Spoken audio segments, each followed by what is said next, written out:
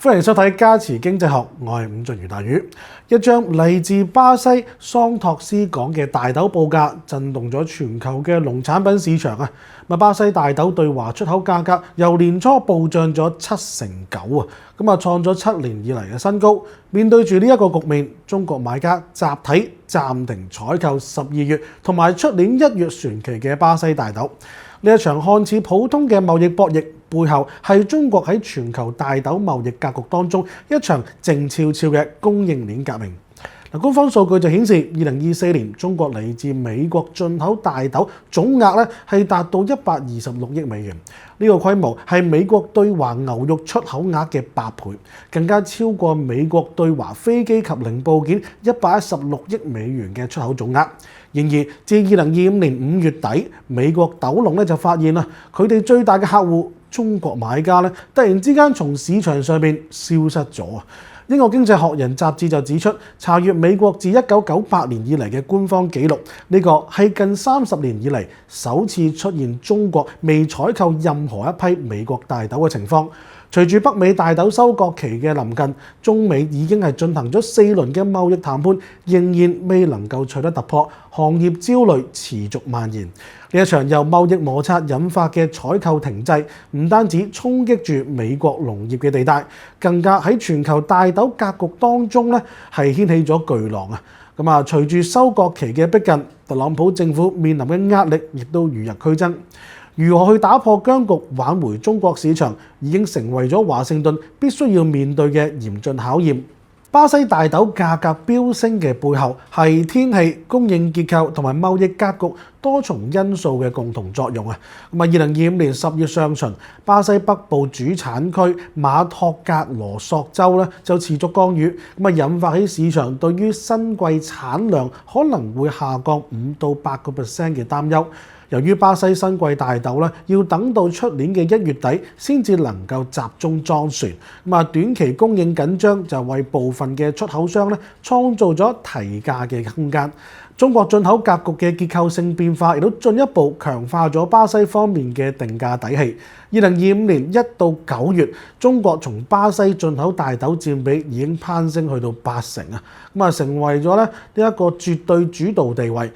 與此同時，美國大豆喺中國市場嘅份額就由2016年嘅41% 縮減到去到2024年嘅21%，顯示出中國採購策略嘅顯著轉向。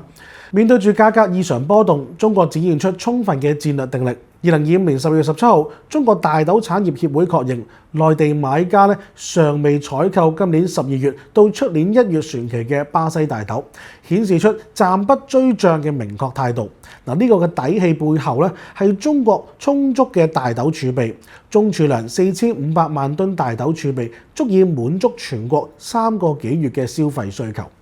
中國係全球最大嘅大豆消費國同進口國，年消費量咧係超過1.2億噸嘅，進口依存度長期係高過83%。然而喺呢個高度依賴進口嘅表象之下，中國大豆產業嘅底層邏輯正喺度發生緊深刻嘅變化。傳統壓榨領域咧增速已經係放緩去到5%。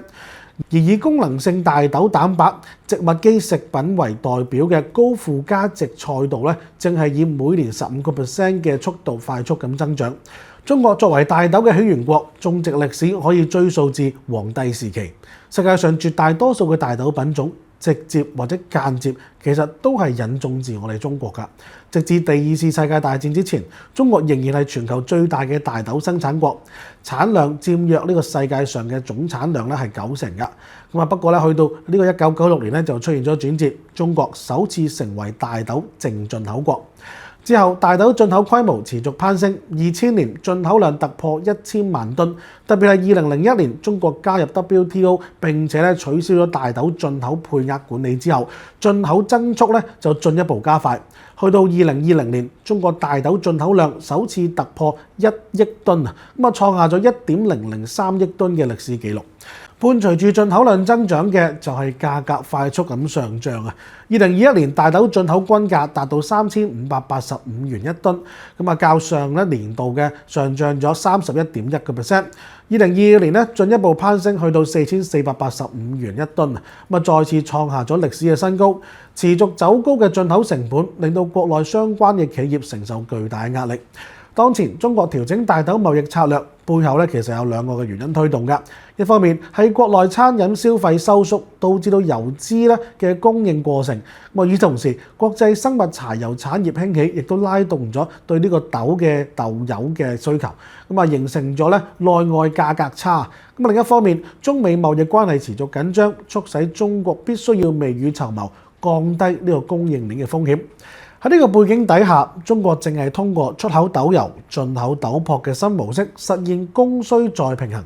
2025年上半年，中國豆油出口量已經達到12.7萬噸，咁啊超過2024年全年嘅總量。主要出口去到韓國、馬來西亞同埋印度等等需求旺盛嘅市場。同時，中國首次啟動由阿根廷進口豆粕，咁啊標誌住咧貿易多元化戰略進入咗實質性落地嘅階段。面對國際大豆市場嘅價格波動同埋供應鏈嘅不確定性，中國正係系統咁樣推進住呢個進口多元化戰略，咁啊以增強咧我哋嘅應對能力。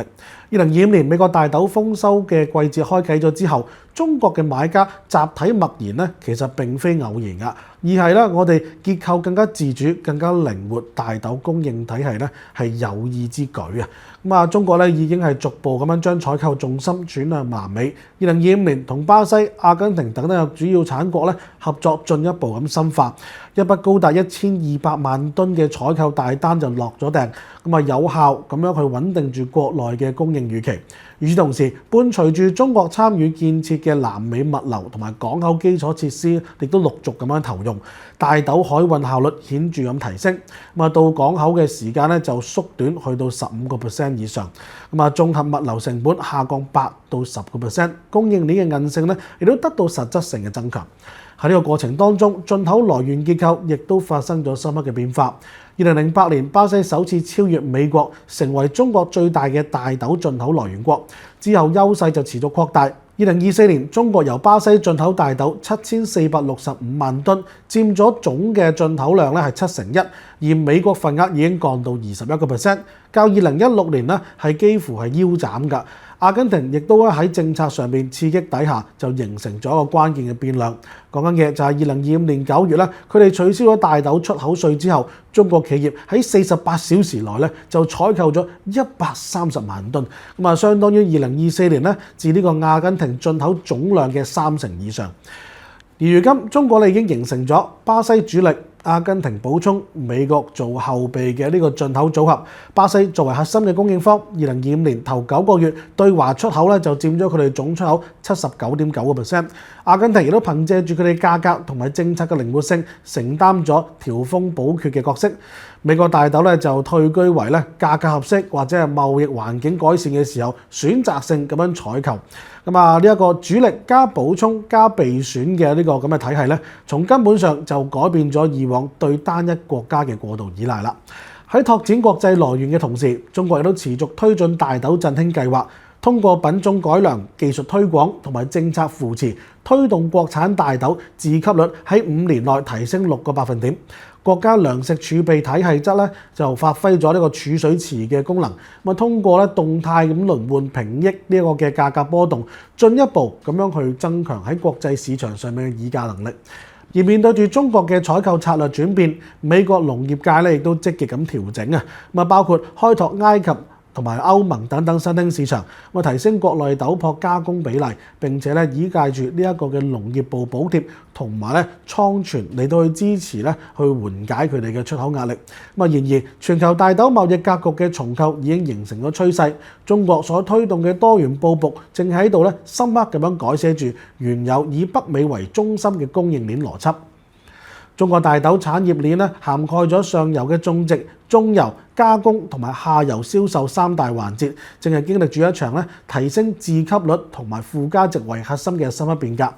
產業鏈上游嘅大豆種植環節係保障國家油品安全嘅第一道防線。2019年大豆振興計劃實施方案嘅發布，同2022年國家大豆和油料產能提升工程嘅實施，就為產業發展嚟到注入咗強勁嘅政策動力。2022年全國大豆種植面積達到1.54億畝啊，咁創下咗1958年以嚟最高水平，產量首次突破2000萬噸嘅大關，達到2028萬噸，同比增長咗23.7%。與此同時，飼料開源替代同埋提效減量工作嘅全面推進，就進一步優化咗需求結構。多管齊下嘅措施收到咗成效。2021年同埋2022年，中國大豆進口量連續2年下降，分別係9647.1萬噸同埋9108.1萬噸，同比係下降咗3.8% 同埋5.6%。與進口峰值相比，2022年進口量減少923.4萬噸，國產大豆自給率提升咗3個百分比。2024年，中國大豆產業繼續保持住穩健嘅發展態勢。據2025年中國大豆市場情況及成本收益分析報告顯示，當年大豆種植嘅面積達到1.55億畝，總產量就去到2065.24萬噸，單產提升去到133.35公斤一畝啊！同2013年相比，三大指標分別實現咗46.46%、66.46%同埋13.66% 顯著嘅增長。從產業佈局嚟睇，中國大豆生產呈現出明顯嘅區域集中嘅特徵啊！黑龍江、內蒙古、四川、安徽、河南、吉林、山東、甘肅、湖北、湖南等等10大嘅主產省域貢獻咗全國80%以上嘅產量。近5年呢一啲省份嘅大豆產量合計佔咗全國嘅比重穩定喺呢個84.5% 以上。中油加工方面亦都係價值提升嘅關鍵環節啊！產業鏈中游嘅加工環節就分為初加工同埋深加工兩個大方向。初加工主要就係生產豆粕同埋呢一個飼料等等基礎嘅產品，深加工就係延伸至豐富嘅高附加值產品體系，包括咗大豆蛋白、大豆油脂、發酵豆製品，例如有啲豆腐豉油以及係各類功能性嘅豆製品。大康農業、京糧控股等等嘅企業喺呢個領域就發揮咗重要嘅作用啦，推動住大豆產品向多元化、高附加值方向轉化。而下游嘅銷售端亦都可以話係透過多個渠道嚟到接觸消費者啊。下游銷售環節主要就係通過電商平台啦、超市啦，同埋一啲便利店，仲有就係農貿市場以及係自動販賣機等等多元嘅渠道，將各類嘅大豆產品送到消費者手上。北大方、東寧國際等等企業亦都積極咁樣參與銷售端嘅佈局，保障產品係高效咁樣達到市場終端。國內大豆生產潛力仍然喺度持續釋放㗎。根據2025年中央1號文件部署，東北同埋黃淮海地區計劃將大豆同埋玉米等等複合種植面積擴大去到1億畝啊！預計可以新增產能1500萬噸。雖然呢個增量暫時仲未能夠完全替代進口，但係喺關鍵時期將會發揮重要嘅托底緩衝作用，為維護國家糧食安全提供更有力嘅保障。喺全球經濟一體化同埋貿易格局重塑嘅背景底下，大豆作為關鍵農產品，如何喺保障產量嘅同時兼顧埋生態嘅可持續性，已經成為咗全球大豆產業嘅共同面對嘅核心議題啦。喺呢個背景底下，中美就即將舉行新一輪嘅經貿磋商。美國總統特朗普公開咁表示，大豆將會同稀土、芬太尼一同成為美方嘅重點關注嘅3大對華議題。咁樣就反映出大豆喺中美貿易關係當中特殊地位同埋戰略嘅價值啦。從採購策略嚟睇，中國未來面臨住2大關鍵節點，一方面就係巴西新豆上市可能會帶來呢個價格嘅回調。2025-26年度嘅巴西大豆嘅播種進度達到14%，為歷史嚟係第2快嘅。私營諮詢機構就預測新季產能可能會達到1.8億噸，較舊年係增長5.3%。如果天氣條件好嘅話，出年嘅1月、2月新豆集中上市嘅時候供應就將會增加，並且會推動價格嘅回落。